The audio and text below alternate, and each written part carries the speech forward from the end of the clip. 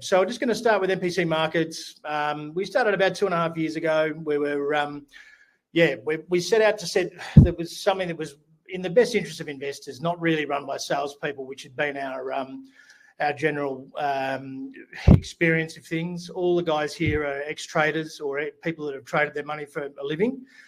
So we just set out to build a company that was investment solution based, education-wise as well, and help when you need it, and then quality at a reasonable cost, and what you need to know when you need to know it. So let's get started with the webinar now. The security is Supercycle. So today we're going to run through a few things, geopolitical stresses, obviously, and this is a very good way of having a look at these sorts of things. And overall, as you can see here, Africa fairly normal in terms of being a geopolitical hotspot. But as you can see, we've got other areas now, like the eastern parts of Europe, all through China, etc., as well as through here, through India, etc., as well. So those geopolitical issues basically will cause a number of different things, but one of the big things that's going to that's going to force us into the investment cycle realistically is going to be around the Trump's essential defunding of NATO. So we've got geopolitical conflicts and global tensions, NATO, Russia, Poland, etc., and basically, US-China competition and Middle East conflicts. So that's the biggest, they're the biggest major issues, and they're essentially pushing now. With Trump for NATO and Europe to start funding itself, essentially. So we're looking at these European-based investments overall, and with NATO, basically having to fund and spend up to 1% of GDP extra from 2.5% to 3.5%. We're talking somewhere in the vicinity of $1 trillion. So realistically, we're going to cover 4 things here today: geopolitical tensions, war, regional conflicts, the rivalry. Now what's brought forward to resource nationalism, technology investment, AI, which has effectively become a bit of a race now in terms of geopolitics, cybersecurity, and just double checking. Can everyone hear me at the moment? Just chuck it in the chat if you can hear me or not. Just having some people say that they can't hear me at the moment.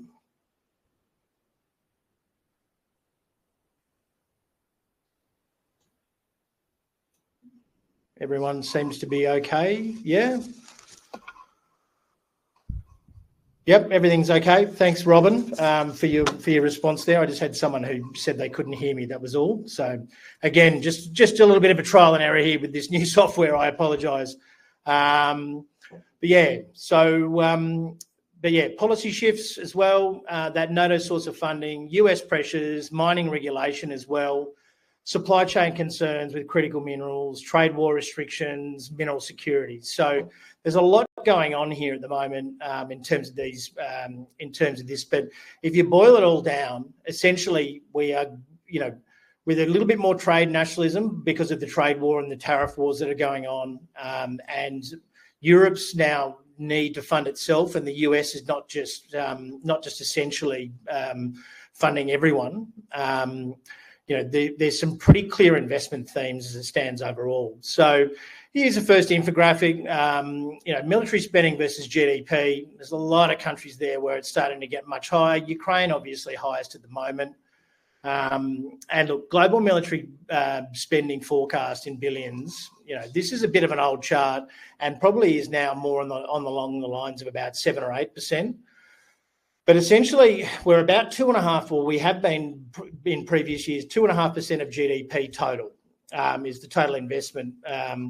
And the spending, as you can see, is heading higher, but basically it's going to be very geographically focused. So but for spending to jump from 2.5% of global GDP to 3.5% of global GDP, there's $1 trillion up for grabs.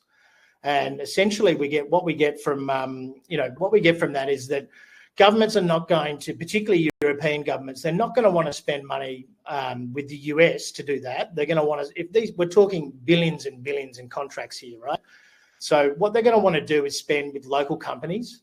So you've seen the rise of a lot of European nations, like for instance, Rheinmetall has been one of the best performing stocks in the last year or so, but that's mainly artillery, etc. But you've got the likes of Leonardo in Italy. You've got the likes of Thales in France. These companies have been around a while. Saab, even, which you probably recognise as an automaker from the past, but not necessarily doing that anymore. They're more in the line with the jet engines, etc. And basically, BAE Systems is another one. RTX is an American-based one, but has a lot of European spending. And there are some US companies that do still have the very, very European-focused spending. So essentially, what we're looking at is, you want to go with companies where the money is spent. The ASX listed ones that we've gone with are Drone Shield and Electro-Optic Systems for this. To be fair, when we started promoting this webinar, Drone Shield was half the price, essentially. So it's rallied about 110% since we started with this. I wouldn't necessarily, at $5.6 billion market cap, wouldn't necessarily suggest that that's a buy right here, right now. I'd probably be more dollar cost averaging. But something like Electro-Optic Systems, for instance, because of their global scale and their ability to be able to address, particularly in the drones and drone sensing areas, their total addressable market is much bigger than, say, an Austal. So with the ETFs as well, most of these companies are in DFND or DTEC. We've had both of those on at certain periods, and we essentially, for those who are investors who are stuck on ASX, those would be, I guess, the way you would recommend.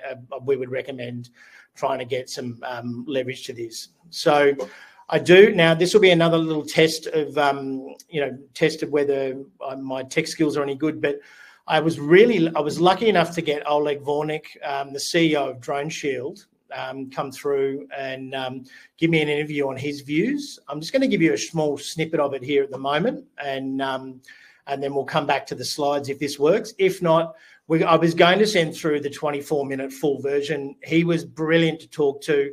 We didn't talk too much about the company metrics. We just really talked about geopolitics as a broad thing. So let's try and start this video now, and we can see if you guys can. With it, of course, is the addition of technology to warfare. And Ukraine has really demonstrated the potential of the new technology of drones on what it means for conflict and war, and that while drones are not replacement of traditional platforms like tanks and artillery, they are a force multiplier, they're a disruptor, and you can do so many more things. Like, for example, we're seeing now Russian government, from what it seems, using drones to not just attack in Ukraine, but also harass its NATO neighbors. And there's the whole cost of symmetry, right? You're sending 200, maybe a couple $1,000 drones, and the other side is forced to respond if they don't have anything suitable specifically for drones, with very expensive assets like scrambling planes and using missiles. And if you'll be on the Russian side, this is great because you're draining your enemy of resources, and you're also testing them for, well, how are you going to respond if I do this or that? So we use multi-sensor approach to detect drones, and then different types of technologies to defeat. The core to the detection is the radio frequency. So you're listening for the connection from the controller to the drone, if it exists. So telling the drone where to go, unless it's GPS guided. And then the drone responds by sending the telemetry or its location back to base, or the video feed, and sometimes both, which is the downlink. And we can listen to that and detect the drone and triangulate its location, and even sometimes location of the pilot. The secondary technology we use for our on-the-move and fixed-site systems on top of radio frequency is the radar, which you can think of as a motion detector in the sky. And for drones, you need specialized radars, because radars that have been developed for tracking large, shiny, metal-reflective objects in the sky, like airplanes and helicopters, really don't work against small drones being plastic, slow objects flying close to the ground, because you're going to start picking up all the ground clutter like humans, dogs, whirlybirds, trees. And so you need specialized radars. And then you would add cameras potentially. So a camera can be great when it's loose to Q from the RF and the radar to really give you the visual on the drone. And you can see, okay, the drone is carrying a grenade. Okay, maybe my response is different if it was carrying a camera. And I just want to have a footage, for example, of a drone. Well, of course, it's artificial intelligence. There's nothing else that would cut the mustard. So we started getting into AI about 5 years ago, when we realized we couldn't just keep having the old-fashioned library-based approach, where you basically have like a radio frequency equivalent of a fingerprint that drone communication gives, and then you match it against the library, and that's how you detect. So we spent last 5 years building what we believe is the largest database of drone signals around the world, and all of the devices that we have deployed with customers' consent then send the data back to us. The library grows, or the data, the drone signal library grows, and then that enables our engines to get better. Now, the way it works today with what we call our FAI, radio frequency AI, the second generation, which is the current generation, that is about basically the engine can detect never seen before drones, but the way it learns is that every quarter we basically release a newer version of the engine, like 2.1, 2.2, etc., and then that engine would learn a bit better. Now, in about a year from now, we're releasing the third generation of that. What it does is that basically completely, fully learns on its own, on the edge, on the device, completely independently. And that's also why we're evolving the hardware to go with it.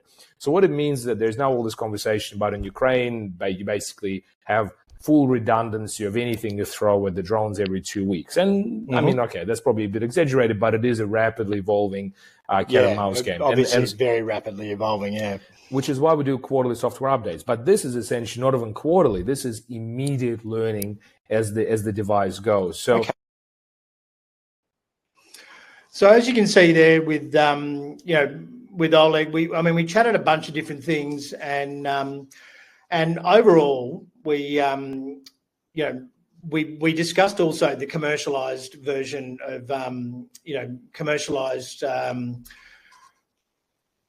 commercialization of the civilian applications as well. And he did go on to say a bunch of different things around what their total addressable markets are, etc.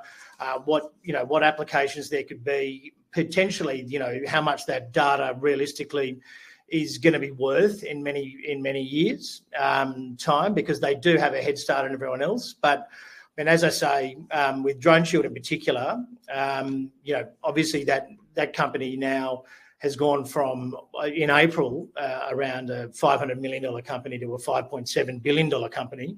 And if you're not quite already on that at this point in time, there could be some could be some downside risks. So we'd definitely essentially just be very, very cautious in terms of maybe just dollar cost averaging there. But here are some of the companies that we've got: Lockheed Martin, Raytheon, Thales, General Dynamics, Electro-Optic Systems, and Drone Shield, Bay Systems, and Palantir.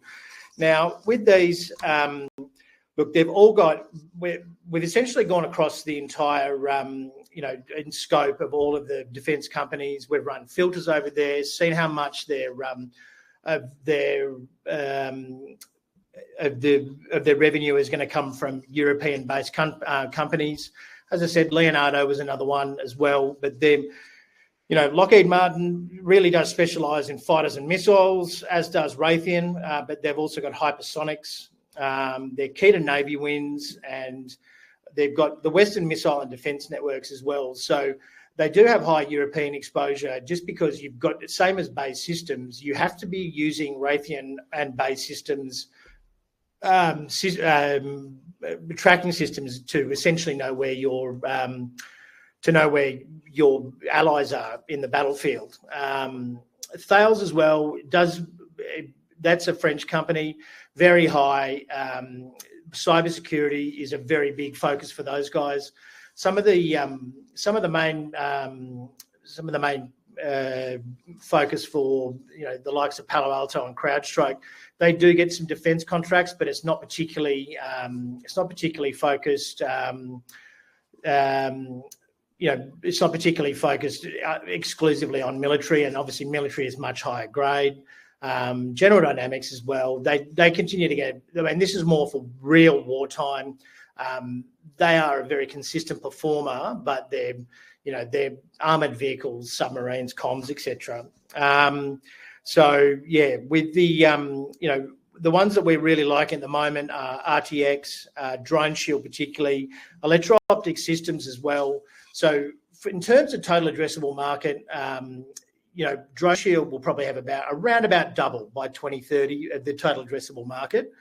Yet Drone Shield's trading at nearly $6 billion in market cap, whereas EOS is only about 1.5. They've got some satellite technology, radar technology that will be very useful for drones, etc. And they are winning some quite significant contracts. Probably a much safer play out of the two of them as it stands right now, but it's not really. Having both of them on a 5-year basis is a very smart idea. And just to Robin Burrows' question there, yes, we will definitely put up the entire Drone Shield interview. It was about 24 minutes, because there are some really key insights in that. And we were very lucky to be able for him to be nice enough to come on and give us some context. So that was recorded last Friday evening. You'll definitely get sent a link for that, and it'll be exclusive to the webinar listeners. And he does a little bit of media, but not a huge amount.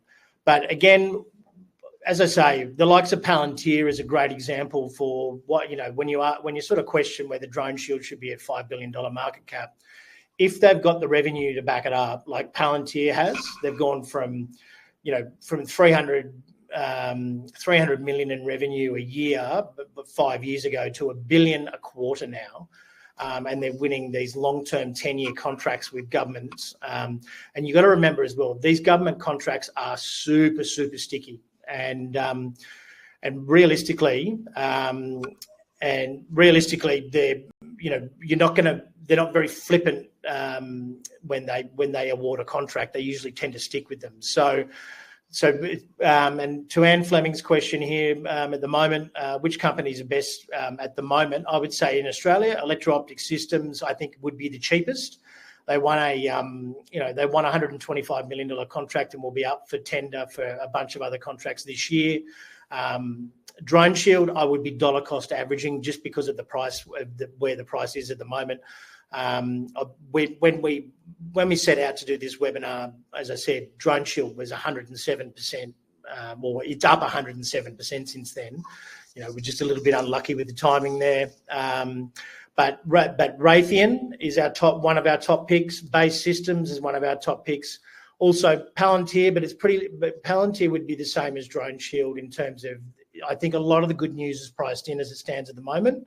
So, and for those who are on ASX, you can really only get access via the ETFs. So here at MPC Markets, we do have access to US, and we're one of the only locally based brokers in Australia that actively recommends US and global stocks. It's very easy. It's the same account opening process.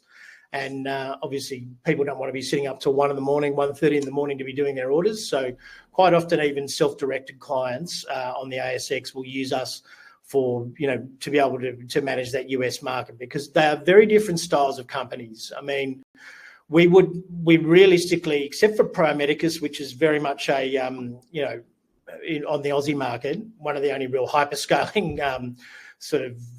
companies, we haven't, companies with the hyperbolic growth like this are they're very rare on the ASX, but they're not so rare in US markets, because the track from a couple of $1 billion to $20 or $30 billion in market cap in the US happens in the blink of an eye because of the access of the market they've got there.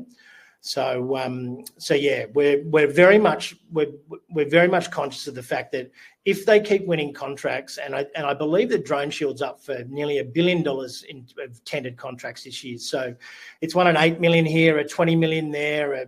I think it's won basically around about more contracts in the last 12 months than it had previously for the last 5 years, and is continuing to really really be a part of that global expansion. And drone warfare as well, being 3 years ago was not a very big market, and now it is an enormous market.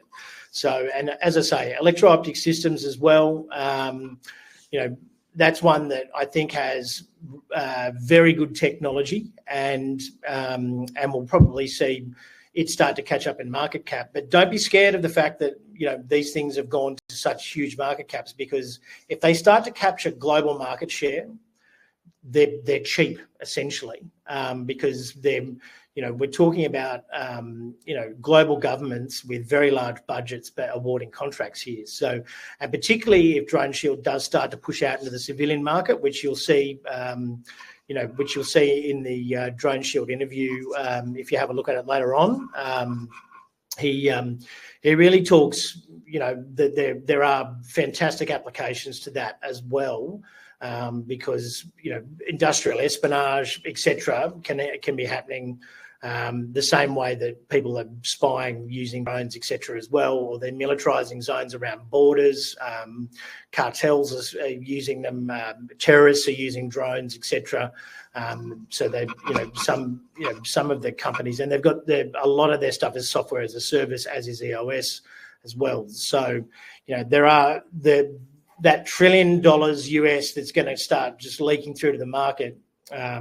All of a sudden, these companies, whereas obviously something like Austal, they might get a big contract, etc. They've benefited heavily from the defence thematic, but I don't think they can they can grow at scale like EOS and Drone Shield can. I mean, Drone Shield's factories can produce and keep up with their demand, again, and something you'll be able to see in that interview later on.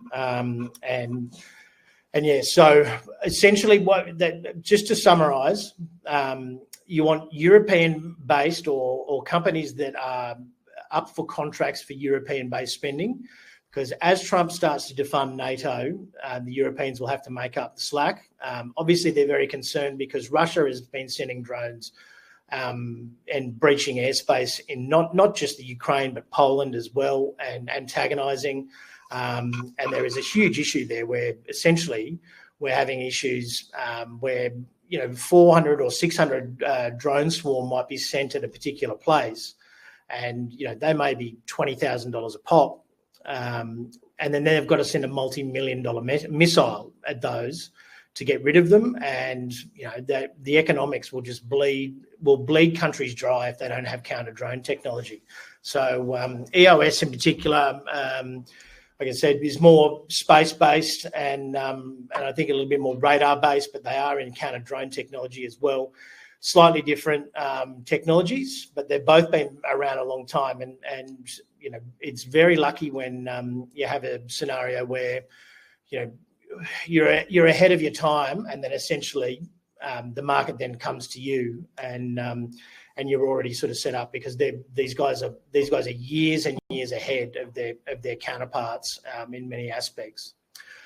So another part of this security super cycle as well is precious metals, and not only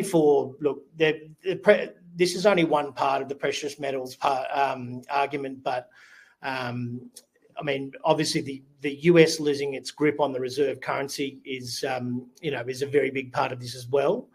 But overall, we've gone for the purposes of geopolitical issues, we've gone with silver and platinum as the top picks rather than gold, and that's mainly due to there being a very strong supply chain for gold. So you'll never run out of places where you can buy it. Obviously, Australia and Africa, etc. Whereas with silver and platinum particularly, they have increasing industrial use. So there is an underlying demand now. I think silver's above 60% odd in terms of industrial demand, platinum increasing as well.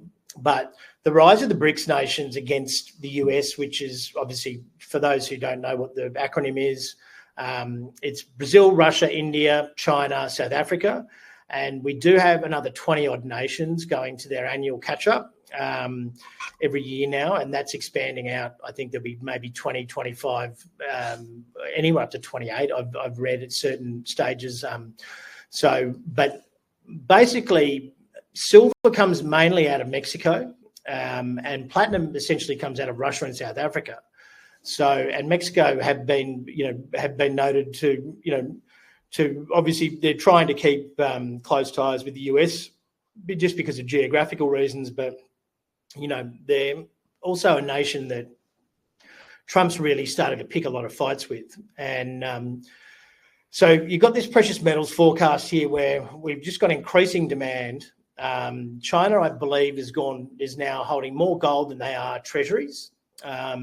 So there is some form of economic warfare going on here in terms of geopolitical issues, and we're going to have, where we're going to have some serious demand. And what you've got to realise is, in the scheme of things, and look, this is just the precious metals forecast for demand. I mean, we're going out to 2033 there, and it's going to basically double, if not triple, or quadruple in some stages. And gold will go with it, but if there is a supply gap, you could see prices spike a lot higher in silver and platinum because of that industrial use.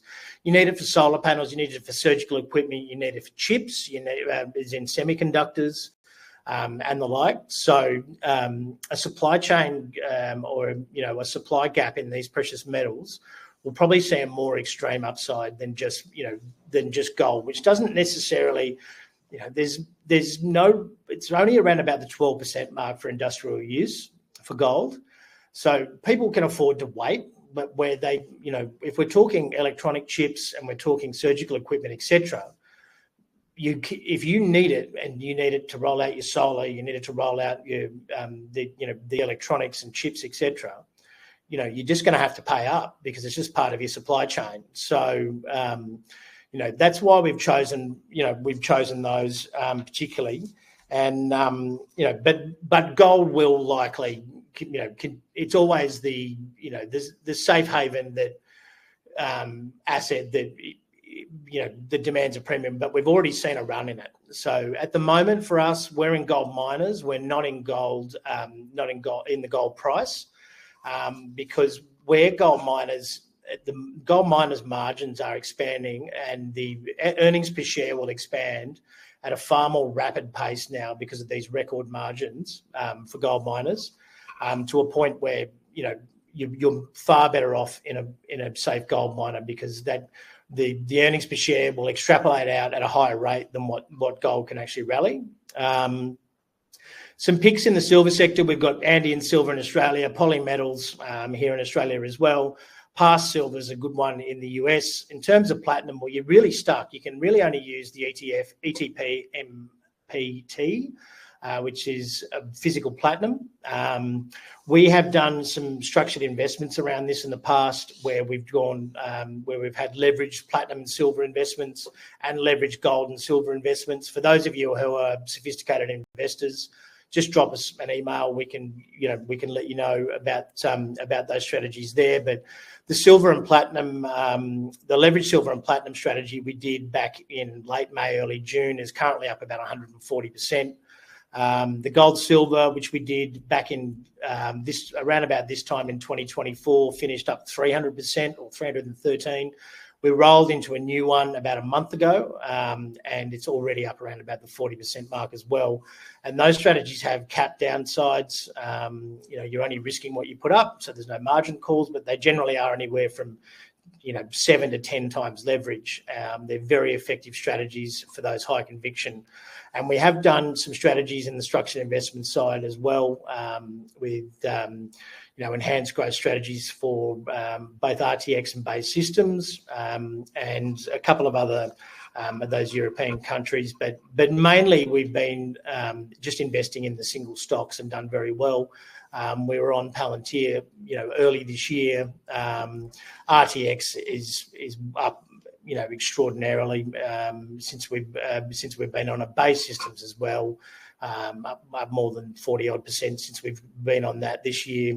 So you can get that individual stock, that individual stock exposure. Just obviously send us an email or whatever, and we can get you set up with those US accounts. So we find that the more that people have access to the US, they sort of tend to stick to their high conviction ASX and really do enjoy trading those global stocks because they've got these enormous catalysts.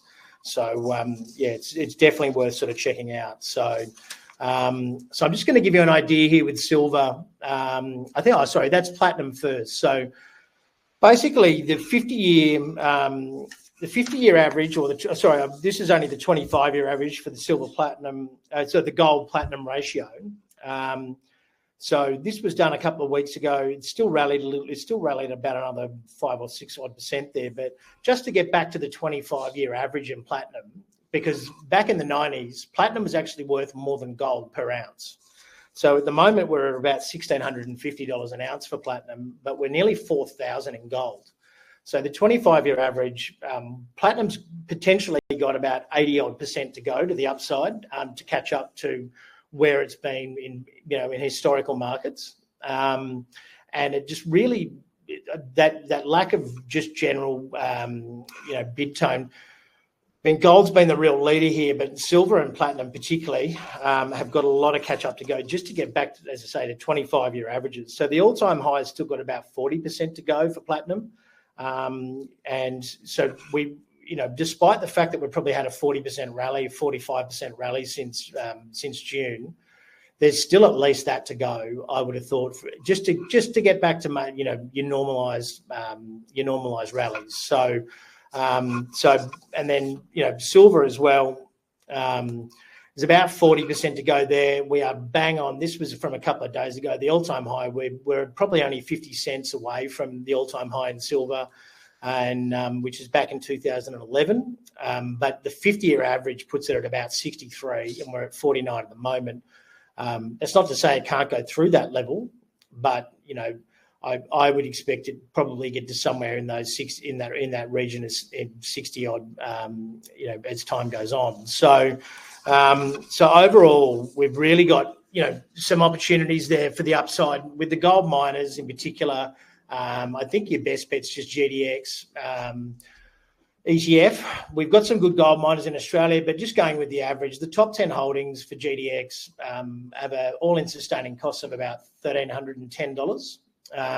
And you've got a gold price at 3,800, 3,900, very close to 4,000 in certain stages. It could be by the end of the day, as we sort of hit new highs over the last few days. So you can imagine that margin. We're talking about a $2,600 margin, so $200 margin, 200% margin on for those gold miners, and of course their costs will come up eventually. But overall, we'll sort of see, we'll sort of see a rise, in those gold miners as they report earnings, etc. As time goes on. A lot of them do have silver mining. BHP's got some silver mining in there. Newmont's got some silver mining in there. They've both got some copper mining in there as well. We do like copper in terms of the hyperscaling AI and what's going to be needed for data centers. Just for instance, the last webinar we did, a lot of those stocks now are up, significantly. Oklo was one of the power and power management ones we did. It's up nearly 96%. Since we did this webinar just a month ago. So some of these really big thematic movements, it really does benefit to at least have some on, or at least have something along the lines of what we've got with these structured investments, because it means we can it means you've got long-term exposure. That's very capital efficient, and and you can sort of ride those large thematics overall. So just a little bit more about MPC and our services. So we've got a lot of education on our website. We've got a lot of portfolio management. The guys will do quarterly reviews. Anyone who's listened to the webinar today, you're more than welcome to a free portfolio review. I'll do that myself personally. If you, someone will give you a call over the next couple of days. We offer risk management for, for some of your larger holdings. So we've had clients come on board in the past where their holding has done extraordinarily well and it's become a large part of their portfolio. And instead of just doing the normal broker thing and saying, oh, you should get rid of some of it, well, we actually do customized risk management for those positions. So you make sure you manage those really good picks and you get to ride them, higher. We have recommendation services for ASX and global stocks, both short-term in ASX Alpha or Global Alpha. But we also have long-term high conviction picks, which are designed to be 2 to 5 year long-term buy and holds. And we give you buy zones and trim zones in those because obviously they'll go higher and lower. And we have launched our new platform, which we've built from scratch here at MPC, that has no management fees, no extra fees, where essentially you can bring your holdings onto the platform, all your structured investments, your accounts, your brokerage accounts. There's messaging that's direct broker chat, so you can get help when you need it. Our news and content, all of our podcasts, newsletters. We do daily content, weekly content. We obviously do the CEO interviews like we've done and these webinars. And coming soon towards the end of the year, you'll be up, even if you don't have an account with MPC on the platform, you'll be able to upload your portfolio and get our AI-assisted instant view for all your company announcements as well. So there's a lot of great things coming there, and it'll be very worthwhile having a bit of a look. I'm more than happy for people to, if they've got any more questions about today or specific picks or request if. We do have, the full recommendations on a couple of these stocks. Just send us an email or have a chat with one of the guys who might give you a call over the coming days.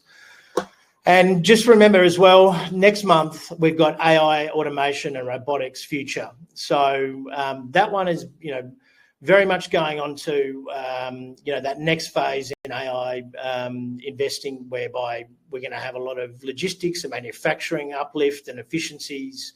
The likes of Tesla and AMD, for instance, very broadly being involved in all elements of it. Cobots and robots, humanoid robots. It's a pretty exciting space, and I don't think I'll get a CEO interview on this one because the chances of getting these multi-billion-dollar companies to do one, but that'll be on just under a month coming up.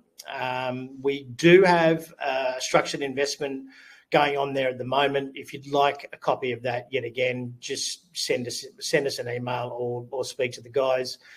That's for wholesale and S708 investors only. And essentially, try and get on a little bit early there. There'll be some, their enhanced growth strategies and also some fixed coupon strategies there as well. So yeah, thanks for joining us today.